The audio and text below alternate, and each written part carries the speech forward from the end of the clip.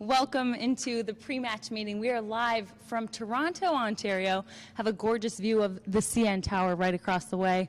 Tom Glarder, Alex Steck. I think it's only appropriate we start with the Canadian Eh? national anthem, eh? Oh, Canada? Canada. It's a beautiful anthem. Yeah, not when I sing it. And you know what's interesting? When FC Cincinnati hears the Canadian national anthem before matches, they're really, really good historically. 11, 1-1 all time in 13 matches as a club historically. Very good during the USL era. Of course, already one win against a Canadian team this year, Montreal, and Yohan Dame's coaching debut at Nippert Stadium. So I don't know if the Orange and Blue are victorious tonight at BMO Field at 8 o'clock, then we might have to talk to Nick and the game day presentation crew back in Cincinnati and make a suggestion. Play the Canadian national anthem. The good news is next time FC Cincinnati is at home, guess what's playing? The Canadian national anthem. Oh, Canada. So the proof is in the pudding. If we hear "Oh Canada" tonight, which we will, and then we hear it again next week, which we will, and it's 6 points for FC Cincinnati, I think we make a rule. It's "Oh Canada" I'm before good every with match. that. I'm good with that. Okay, Bring cool. it to Nippert Stadium. Perfect. So FCC are coming off back-to-back losses, but they are looking for their second straight road win after beating Chicago 2-1. So gain some confidence on the road there. Toronto 8th in the East right now. FCC Fighting, had right? They are. They started off the year really well with 3 wins in the month of March. They haven't had another month like that. It's just been 1 win each month up until now in July. They have 2, and FCC looking for their 3rd win for the first time in a month this season as well. It's interesting. You know, we can look at standings and talk about standings all we want. And a lot of people will put them up during the broadcast in May, and you're like, what does it really mean in May to be in 4th place or to be in 10th place? Look at a team like New England, who was terrible at the beginning of the year. Now they're fighting for a playoff spot, and they're in contention to be one of the 7 teams in the playoffs. And Toronto's right at that line, and they're a team that's been up and down all season. So they're a little hard to gauge what will happen. They lost at home last time out against Houston. And that's a Houston team that's been terrible on the road all season. But they sat a lot of guys. It was their second match of the week. So a lot of their mainstays rested in that game, so it's a little hard to figure out. I think they're going to be back all guns blazing at home, looking to get 3 points and obviously continue to climb the Eastern Conference standings. Well, we'll talk about some of those mainstays that may return tonight. We'll also talk about FCC and this matchup between FC Cincinnati, Toronto FC. Obviously, Michael van der Werf, also a new acquisition for FCC. Is he available tonight? Will we see him for the first time? We're also going to talk about FanFest. We know you guys are excited about that. FanFest. We're certainly excited. Of Tommy G and Alex Steck. It's going to be a lot of fun. Lots of interesting segments. Stadium, Could be some fun surprises. Cincinnati Zoo's bringing a few surprises, right? Wonder what kind of animals they might bring on set. We'll see. We got a lot of good things coming. All right, we're going to talk more about the match as soon as we come back. Pandemonium in the Queen City. FC Cincinnati. Cincinnati. Vancouver Whitecaps. Plays it in goal, and Vancouver are in front.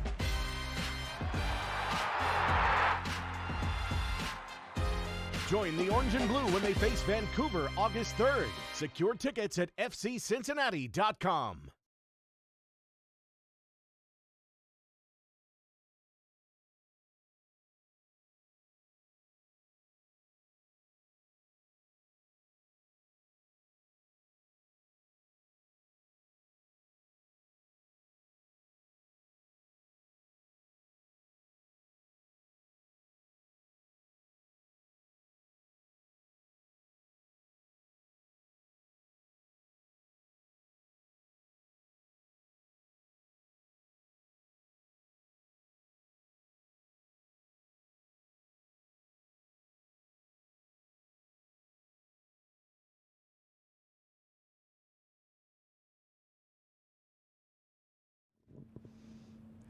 FCC back at home in 1 week to host the Vancouver Whitecaps, but tonight the focus is on Toronto FC playing at BMO Field. Tommy, these two teams are meeting for the first time in MLS. They've met in the USL before, and I liked your stat about O Canada, so I'm going to throw another stat at you about Toronto FC. Love it. These guys have not won this season at home on a Saturday. They're 0-3-1. Like that. Yeah.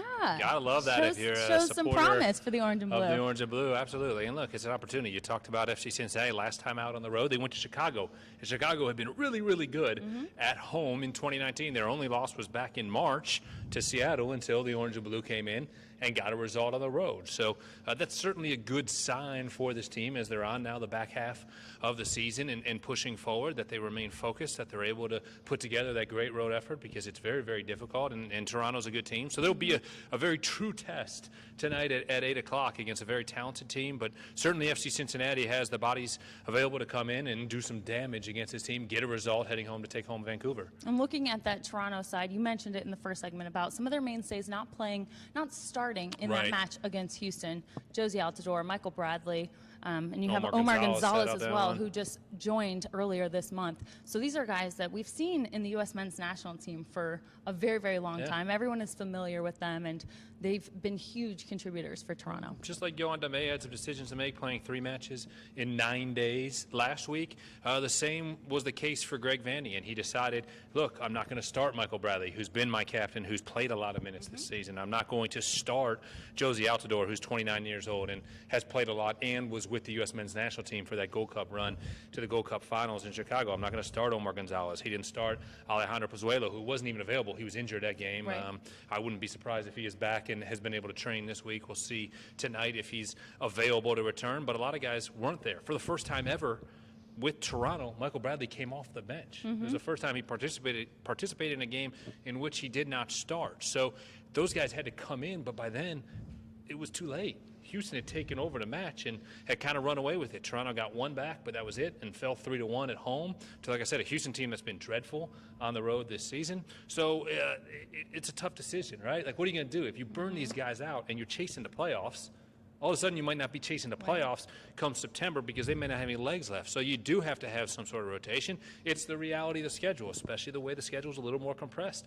There's going to be weeks like this. Fortunately, FC Cincinnati hasn't seen a lot of them, but they just came off one where they played 3 in 9 days. And we've seen these guys make a huge impact for Toronto throughout the season. Josie Altidore, obviously a very, very strong, physical, fast player up top who makes hard runs into the box. He likes to connect with the midfielders. Michael Bradley, we know he's a great player, very good technique when he's on the ball, can get out of position in possession. So I think there's a chance for FCC to capitalize on that, especially put some more pressure on him. Don't give him a lot of time on the ball, because if you give him time, he's going to play that ball over the top or out wide, where he's kind of sits in as a linchpin for their midfield and connecting the lines. So prevent that. Force Michael Bradley to play shorter balls, to play back, and that's going to be a key for FCC. And look, we've seen with the offensive weapons back for the Orange and Blue, since they've been able to get guys healthy, back in rotation, back from international duty, they have those guys who can break you in transition, that could take off the other way. You show off Kakuta Mane's great speed, and of course Roland Lamont's been working his way back into the rotation, right? And we all know what Emmanuel Ledesma can do in that regards too. So Alan Cruz can play that role. We've seen it both in the midfield and playing out on the wing. So yeah, those guys can make those plays in transition. I think we also have to see this team get back to their possession style, right? To building out of the back and completing the passes, like where we've seen the success from in the past. So if they can do those types of things against Toronto, they certainly set themselves up for success tonight. Yeah, one of Toronto's key players, Alejandro Pozuelo, I think he's been incredible for them. Maybe their most dynamic player. They're number 10. They got him from Belgium earlier this season. He started 17 of their 18 matches and has 9 goals, 8 assists. He's incredible when he roams freely. He's great with both of his feet. Definitely a player that FCC need to watch for. Yeah, he's a designated player for a reason, right? That's why they spent the money to acquire him, and they spent the money to pay him on a night-to-night basis. 9 goals, 8 assists this year. He's been a remarkable player for Toronto. Like I said, against Houston, we'll see how much he's trained this week, if he's back into the starting lineup tonight. But if he is, he's a dangerous, dangerous playmaker who has paid dividends since arriving, coming onto the league, and is a major, major piece of the puzzle. And then you talk about the guys like Josie Altidore. Anybody who watches soccer in America knows what Josie Altidore can do. They know what Michael Bradley brings to the game. They know what Omar Gonzalez brings. And obviously he's back on the defensive side. He's kind of one of those defenders they needed. You know, Nick was a piece of the rotation here for a while. They've rotated people in and out as far as the center backs have been concerned as of late, and now Omar Gonzalez comes in. He's an important piece of the back line, for this club. Laurent Simon is another one, and who has been in the rotation and in and out of Major League Soccer, now back in with Toronto. So a lot of big names on this Toronto roster. And you have to have strong center backs, as the fullbacks like to get high. They like to get up the field. Justin Morrow, a Cleveland guy, he's great at going forward. Richie Larea, a converted defensive midfielder who's gotten used to playing out wide as a fullback. So look for them to go up into the attack, serve in crosses. The wingers like to get involved. You look at a couple guys like Jacob Schaffelberg, Nick DeLeon, even Subasa Endo might step in tonight. So good runs late into the box. You know who knows Subasa Endo? Who's that? FC Cincinnati fans. Yeah. He came to Nipper last year and threw down a hat trick. He had 2 against FC Cincinnati the year before. So this guy, who's now getting in the rotation quite a bit for them, you're right, has 5 goals in 2 matches all time against FC Cincinnati's USL side. So certainly a familiar face. He put on a show at Nipper last year when FC Cincinnati took on TFC2. Well, key for defense against FCC. Yes. One of those guys, Subasa Endo, and Michael Bradley, we kind of talked about him, but also being focused for the full 90 minutes, especially the last 15 minutes. Something about Toronto FC, a third of their goals. They have 36 goals this season. 12 of them have been scored in that final 15 minutes. Right. Shows how focused they are, right? And how well coached they are. Greg Vanny's been with them now 4 or 5 years. He's one of the more veteran and longer tenured coaches in the league, and certainly this team has the experience, right? When you're talking about the guys with the national team experience, they had huge losses during Gold Cup because they had so many guys gone, including 3 major pieces of the U.S. men's national team. And there's a reason those guys come back, just like when FC Cincinnati doesn't have Kendall Waston, right? It's such a huge loss. Not only is he the captain, but he brings that incredible attitude, that positivity to the team. He brings the international experience. So when you're missing guys like that, it's a big deal. When you have them back, it's an even bigger deal. So it's a big deal for Toronto to have them back, just like it's a big deal for FC Cincinnati to have guys like Kendall Waston back. Kendall Waston, and maybe he'll be paired up with Michael van der Werf tonight Certainly for the first possible. time for FCC. We'll talk about that more coming up right after the break. Stay with us. Pandemonium in the Queen City. FC Cincinnati, Cruz back in. 2-0 Cincinnati. Vancouver Whitecaps, Plays it in goal, and Vancouver are in front.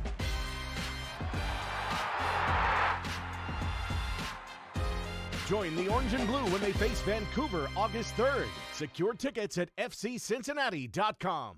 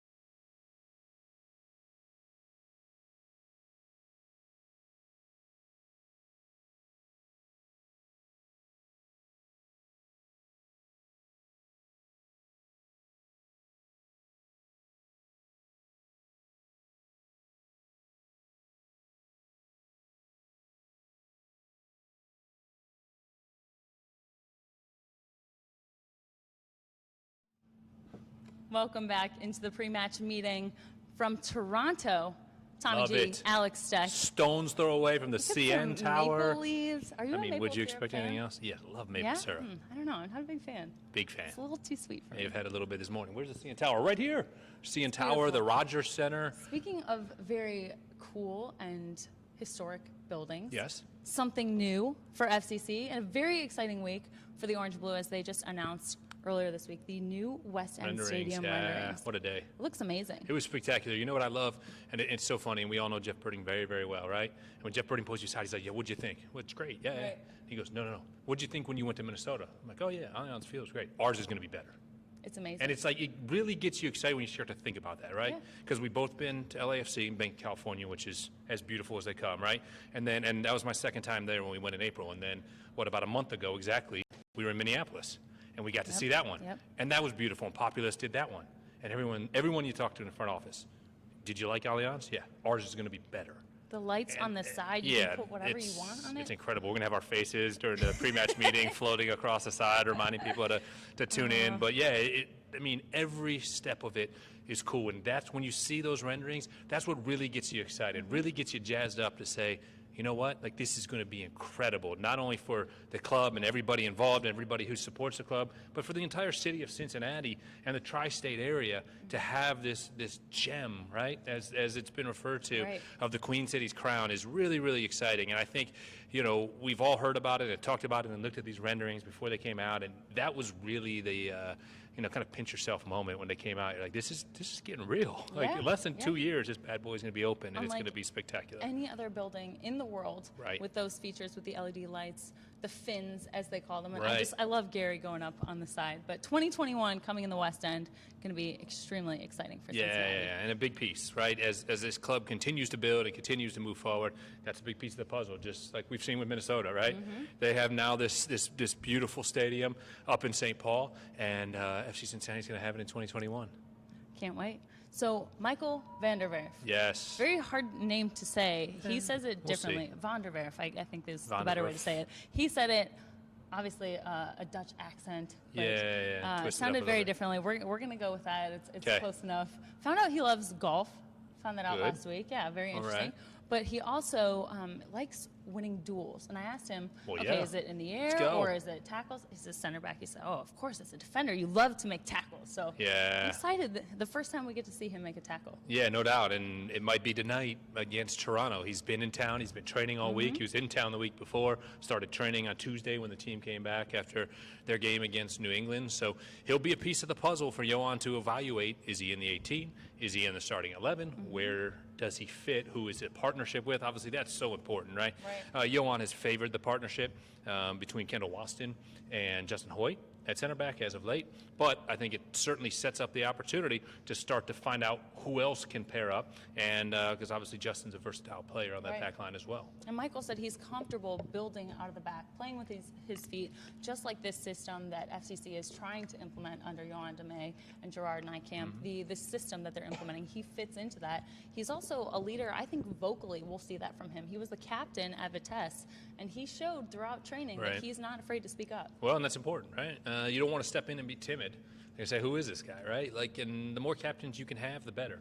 I think it's great. Justin Hoyt stepped in when Kendall was gone Yep. and did a great job being the captain. We've seen Greg Garza a couple times this year wear the captain's armband, and obviously his influence when he's available is so important to the team. And Kendall Waston is the captain for the team. But the more guys you have that leadership quality is great, and it's because all their leadership is going to be a little bit different. So if Van der Werf can bring a bit of leadership from his angle as well, then that's going to be very good for this team, I think. And another center back that could be available tonight, Nick Hagland. Back in Toronto. Right. Back in Toronto after spending his first 5 professional seasons here, winning an MLS Cup with them. So an exciting night for him to get to see some family, some friends. people that he Yeah, we hasn't talked seen to in a him while. on Chasing the Dream, the first episode, and he told us that he thought he'd have a lot of ticket requests for this one. But he obviously was very excited to be back here at Toronto, have a chance to play against his former club, has had great memories here, you know, no hard feelings being traded out. You know, sometimes that's how it goes, but he got to go home, right? So Right. A great opportunity for Nick, and I think he's very grateful for what this city did to, you know, catapult his career, and obviously winning an MLS Cup here is a big deal too. For sure. And he started last weekend versus New England, his first start since July 6th against Houston. And another guy who returned to the lineup after quite some time, Darren Maddox, his Yeah. first appearance since knew where he June was at all 1st at times. Colorado. That's Right? true. That's true. I've been trying to convince Kevin Noonan to grow his hair out like Darren Maddox. Yeah, will we see the blowout tonight, or will he have some breaks? I think he's staying blowout. I think You it do? got. I You think it do? got good traction, but I haven't Well, seen him today. I may have seen him at breakfast, so I'm not going to Oh, well, give anything I away. think you just gave it away then. But yeah, you never know. Often you see Darren one way, and then a couple hours later to be different. I did see him on the plane yesterday, so I know what he had yesterday. But I encourage him to keep the blowout. It was very easy to identify where Darren was at all times, even if he was in a crowd. But either way, yeah, that's another guy who's hungry to get back to scoring goals, right? It's been a little while for him. He hadn't played in a while with FC Cincinnati, and he's anxious to get back, to get involved, and we'll see where Johan DeMay sees that he fits in the puzzle. And he leads FCC with goals against Toronto with 4 of them. He did Yeah. score a brace against them, so we'll see how he matches up with them once again tonight.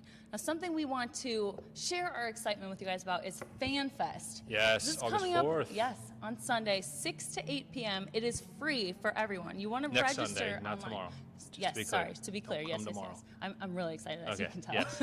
The zoo will be there. There will be players signing autographs. There's going to be activities all throughout Nippert Stadium, on the concourse, on the field. You can walk around. There's going to be a mini game for kids. I mean, loads of fun stuff going on. We're going to have a live show. Hopefully there's lots of water and we get some breaks in there, because that's a long time to talk. Hydration breaks, mandatory hydration breaks, Yes, Alex. yeah. Work that in. Someone's there with a fan, maybe. And yeah, we may have to hire. We'll get a Sharpie in case anybody want Alex's autograph. You can come by and get that as well. No, it's going to be great, right? You get a chance to be on the pitch at Nippert. You get a chance to meet the guys. You get a chance to get their autographs. And like you said, lots of activities, some special guests from the Cincinnati Zoo. We may have reviewed a list of who our guests might be. I may have tried to revise the list. We'll see what they can't, if they can't fulfill any of them. Kids that, what show was it? Jimmy Fallon? Jimmy Kimmel? They brought the zoo animals on? Yeah. Yeah? That's right. Yeah. I like that. So Well, we we'll might be see. reenacting some of that. We'll see. If you're scared of a tarantula, maybe there will be a spider. Well, yeah, we're going to test our fears maybe next Sunday, August 4th.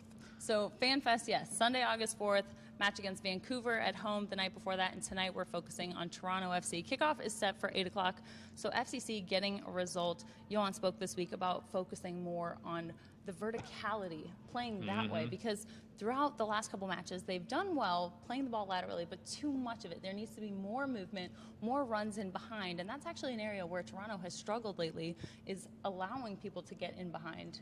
So somewhere that FCC can key in on. Yeah, absolutely. And like we talked about, they have the weapons offensively. Kevin and I talked about it on the broadcast last week against New England when they trailed in that match. He said, remember a few weeks ago when we looked up and down the roster and we're like, who does Yo call upon to be an offensive spark coming off the bench? You just talked about Darren Maddox. If Darren doesn't start tonight, what a spark he is, right? You love having a hungry Darren Maddox come into the match with 25, 30 minutes left and try to run you down and score some goals. Obviously, Rashawn Daly, he was on the bench on Sunday. He's another guy, whether he's starting or coming off the bench, that's available. Ledesma, Kakudamane, Roland Lamar, now that he's back. All those guys can provide those offensive sparks, and you're right. Get that ball vertically to their feet, and then let's see what they can set up. And I would like to see a goal first from FCC. That's something Spencer Ritchie mentioned after the match, was when FCC allowed the opponent to score first, it then kind of opens them up, makes them a little bit more vulnerable. And you look, FCC are 0-13 and 1 Yeah, I was going to say, when they proof's in the concede pudding. that first goal. Yeah, so starting out on the front foot, being ready from the first whistle is going to be very important. Yeah, I agree. Kevin and I talked about that a lot last week between the DC United game as well as the New England game. And the only time the Orange and Blue have gotten a result when conceding first this year is all the way back on March 10th when they got that late equalizer from Roland Lamar at Atlanta in the second game of the year. So you can't be facing that adversity early, giving up that early goal. And so tonight they got to, hatch down, right? Maybe get that early goal again like they did at Chicago 45 seconds into the match. And look at how that lifted the team. It lifts so much confidence. So, yeah, I really, really think that that's the key, is not allowing Toronto to get that first goal. Don't concede early, and then continue to build upon your game plan. Settle in. The further you get into the match with that confidence, the more it starts to be tough for Toronto and set up the Orange and Blue for success. Yeah, well, hopefully we'll see an early goal. Kickoff is set for 8 o'clock tonight from BMO Field. For Tom Glarder, I'm Alex Steck. Thank you so much to our crew today, Mark Graham, Matt Chisler, Kevin Noonan, all the way from Toronto. You can catch the match on Star 64. Yes. Tommy, Kevin, Lindsay, they're all in town. Tommy's whole family is here to support him. It's pretty awesome. Yeah, they're around. I don't know if I'm putting in to work tonight for the broadcast yet or not. They're over doing a lot of touristy stuff today. I like it. Flow FC, ESPN Plus, you guys know the drill at this point, WDJO. And if you want to go check out the watch party, that's at Wings and Rings in Fairfield this time. Love the different locations. Okay. They're everywhere. And they'll have the volume up nice and loud so you can We should hear have all of our interesting stats 50 and facts. traveling supporters tonight. Love it. I'm excited to Love see it. everyone. I'm responsible for 3 of them. All right, thank you guys for watching. We'll see you later.